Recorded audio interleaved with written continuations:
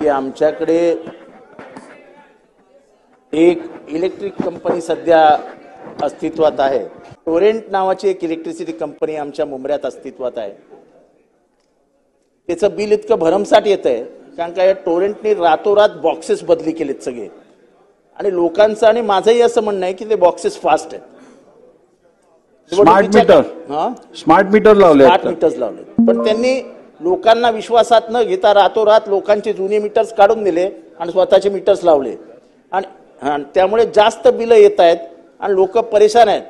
त्याचं कुठलाही ऑडिट होत नाही, काही होत नाही। तर आमचं म्हणणं असं आहे की पूर्ण त्या मीटर्सचं ऑडिट करावं आणि लोकांच्या इच्छेनुसार लोकांना जी मीटर्स हवी आहेत ती लावून द्यावीत, म्हणजे लोकांना त्याचा त्रास कमी होईल। नाहीतर टोरेंट कंपनीला रामराम सांगावा। आणि तसं प्रकारचं आश्वासन निवडणुकीच्या दरम्यान मंत्रिमंडळातल्या अनेक जणांनी येऊन आमच्याकडे दिलेलं आहे। तर आपण त्याच्या